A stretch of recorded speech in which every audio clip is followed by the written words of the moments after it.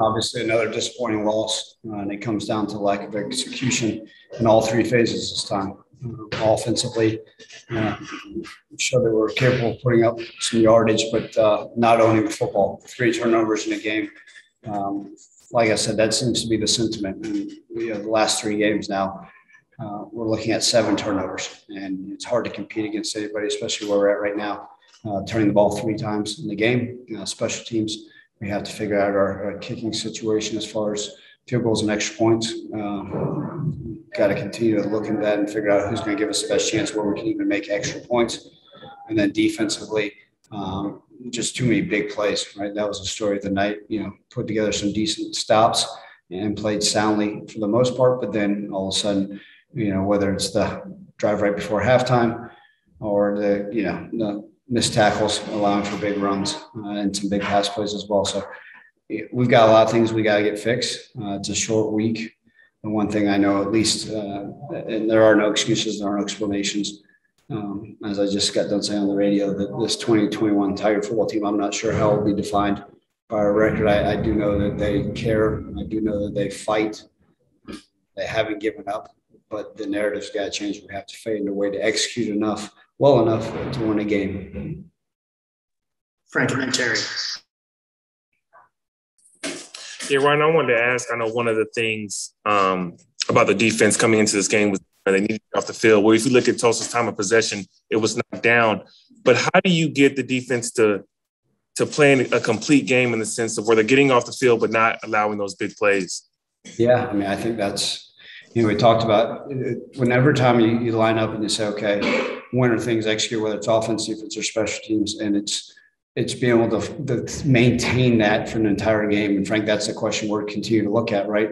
Because if we're able to go out there and trust the game plan and get those stops, no differently than trust the offensive game plan and get those yards and maintain first downs and not have to punt, you feel like the game plan's there. But then when you all of a sudden, whether it's a turnover or as an offense or defensively giving up the explosive play, obviously clearly missed tackles on some, not being in the right spot on certain plays for the big pass plays. So we've got to figure it out. We're going to look long and hard into it. Obviously, this week's a different type of game plan on a short week versus Navy. But Frank, it's bothersome because we can't give up the explosive plays. The 3 and outs and the stops are great. And you look at it, I'm not much of a stat guy. You look at the stats, just that alone, and you'd say, wow, heck of a game for Memphis. But, the explosives continue to be our Achilles heel on defense. And then offensively, in that first half, the offense put together some really good drives, but a few of those, were empty trips in the red zone. Or what was going on at the end of those drives that kind of caused the offense to stall a little bit?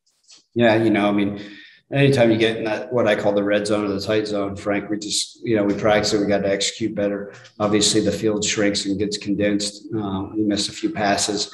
They were blitzing a little bit more, and we weren't able to maintain the run game down there.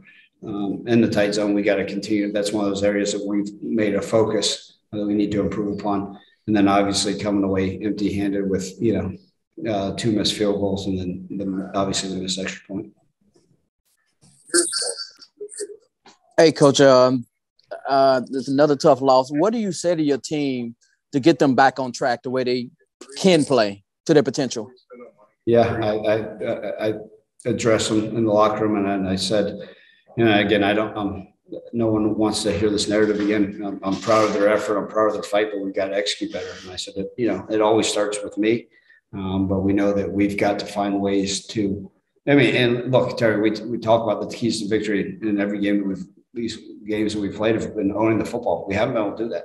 And until we don't turn the football over, it doesn't matter what we do. And then obviously the kicking game, and then defensively, the explosive plays. So I know these guys, look, I don't think our guys laid it down and said, we're going to quit. We're not going to push forward. We're 3-3. We started off 3-0 and then lost the last 3. We've got to find a way to stop this bleeding.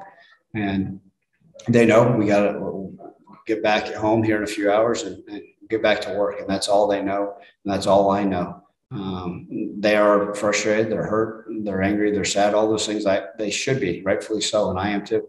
But we can't sit there and hang our hats. We've got to find a way to get this done. And ultimately, it starts with me trying to figure out what's the best things, whether it's personnel, game planning, to get us on the right track. And again, no excuses. Last 3 games have all come down to really last play type deals, last end of game situations.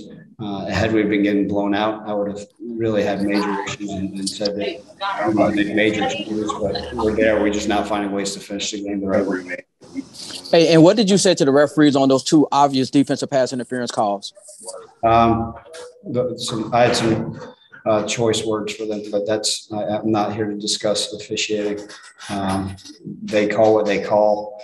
Like I said, the last few weeks we've got reports back apologizing or saying that they made the wrong call on some of the pass interferences, and I guess my guess would be it would be the same thing. The official told me that they're allowed to put their hands in a defense player's face mask, but that is what it is. We should never put ourselves in this situation where it's coming down to the last play like that. If we executed a little bit better earlier. Ryan, you guys now have a short week coming up, and you mentioned these issues and you guys need to fix these issues, but how concerned are you now that there isn't as much time as you guys would like to try to fix these issues before you face a Navy team that is going to run the ball just like Tulsa did? Yeah, you're exactly right. It is a different type of game to prepare for, Evan. And with it being a short week, there's not going to be as much, our guys are a little bit banged up, and it's not as much time on the field as much as it is the mental aspect of it. But anytime you're facing a triple option team, you also have to rep it, right? You can't just sit there and talk about it on film and expect to go out and execute it on Thursday night. Given the fact that it is a different type of team to prepare for, we have a set thing that we want to run versus them and some different things that we need to do. But I'll be looking at, after I put this game to bed here in a few hours, watching on the flight, and then just roll right into the office and get to work on Navy. But how do I, the things that we can fix, we will. I'm going to constantly talk about ball security until we get it fixed. And it's got to be one of those things. It's unacceptable. It's not okay. No excuses for it, but we've got to find a way to own the football, or else it doesn't matter who we play. On that note too, Ryan, to go back to my question specifically, are you concerned that there isn't much time this week to try to maybe fix those things? You're going to have to hope that these guys get it right, or, Yeah, there's nothing I can do within this short time frame to be able to fix the ball security issue. We're just going to have to simply come down to in my 23-year career, there's no magic formula for owning the football. There's no drill that's been done. I've studied, and I will continue to search to the end of the earth to find ways that we can own the football better. But we're just not doing it right now. And, so that's got to come back. And then, look, we've got to put together a great game plan to be able to stop the triple option, right? We know it's going to be they're going to try to own the football themselves and try to run the clock. And we know there's going to be limited opportunities as an offense to put points on the board. So we got to execute every time we can. I don't worry about us being able to execute as an offense. It's just we can't shoot ourselves in the foot, and that's kind of been the narrative in our losses. And on that note, Ryan, you were on the team 3 years ago where you guys had a losing streak and were sitting at 500. How do you lean on that to try to keep these guys from not getting down, not getting too hard on themselves, because these games have been close? But what can you lean on as a coach from that 2018 team that was sitting at 4-4 and kind of in that position where it's kind of, where does the season go from here? Yeah, no, you're exactly right, Evan. I was here when we were 4-4, and it was very similar feeling in the locker room, right? To what are we going to do? And the guys are pressing, everybody's pressing to try to find the answers. And I'm going to discuss that with them in our team meeting tomorrow. Hey, look, and I just got done, literally 10 minutes ago, just telling them, hey, we're 3-3. We've got to decide what direction we're going. But I told them, if I know this Tiger team, that they're going to keep fighting because they are a bunch of fighters. They do care. It means the world for them to go out there and do things. Before every game, I talk to them about representing the name on the front of their shirt and the name on the back. And I've told you guys that before. But the 74 men that we traveled here with, I know that they're going to continue to fight their tails off to find ways to execute better, to find ways. And again, and plus all the coaches, we're all going to go and say, what can we do? And what I love is we got a guy like Calvin Austin who's playing his absolute tail off at the highest level, who loves this program, who loves Memphis, who loves his coaches, who loves his brothers. And the first thing he said in the locker room, I got to get better. And those are the type of men that you have in your locker room, that you've given yourself a darn chance. And so, am I frustrated? Absolutely. Am I pissed? Absolutely. Am I angry? Oh, yes. But I've got to look at myself in the mirror and say, what can I do to get better? And how can I help put our players in a better position so they can succeed? And like I said, we've got the men that are hurting in this locker room understand the exact same thing. WMC. Hey, Ryan, back to the kicking situation with Kemp. When was he cleared, and what do you kind of attribute those 2 missed field goals to, and what did you think his range was going into the game? Yeah, he was cleared a couple of weeks ago. He was able to kick, in practice. His range, I saw him kick, plenty in high school. We thought that at some point maybe if we went to the 35 going towards the complex that he could make it. We tried the long one, then also the 25 going away from the complex, given the wind situation. Look, I'm not here to judge the psyche of a kicker, but all I know is that he's supposed to make kicks and he didn't make them. And that's disappointing. Obviously, we'll try Joe Doyle again. We've got to get the kicking situation figured out. We're not going to be one of those teams that's going to sit here and go for it all the time, but maybe we need to be more aggressive as an offense and figure those things out. But obviously not happy with where we're at with that. Reality, we left what did we miss? 2 or 3 field goals and missed 3 field goals and extra points. So 10 points, kind of a huge factor in the game. I was gonna ask you about that in terms of, I know you're probably still processing this game, but in terms of kicker, I know you went back to Joe Doyle. Do you know which kicker you're leaning on going with? I have no idea. I mean, it's right now. I'm obviously not pleased with either of them. Look, we've got to find a way.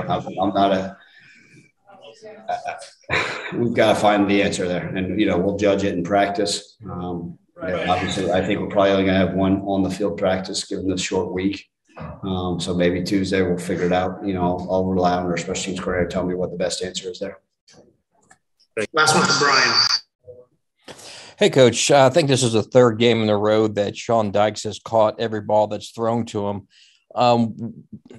Would you like to see him involved more in the offense going forward? I know the past couple of games his catches all came in the first half, but would you like to see him more involved in the second half? Well, I think that all dictates what the defense is giving to you. What coverages are. Someone told me that we threw to 10 different receivers this game, and last week you guys told me that we weren't throwing to enough receivers. So it's part of it. Look, Sean's an explosive weapon. Obviously, really thrilled that he's part of this offense, and we'll always try to find ways to get involved because he is such a dynamic playmaker for us, Brian. So whether it's him showing up in the second half, obviously he was big on the 2-point conversion. And we know he'll continue to be a weapon. But, as you guys saw, like I said on the radio, I think in the first drive as an offense and the first drive as a defense. So if you look at really who ended up getting starter type reps, I believe there was over 12 freshmen that were on the field at that time. Again, no excuses. We've played a lot of guys out there. I have great faith in this team, great faith in our leaders that we'll get this thing right.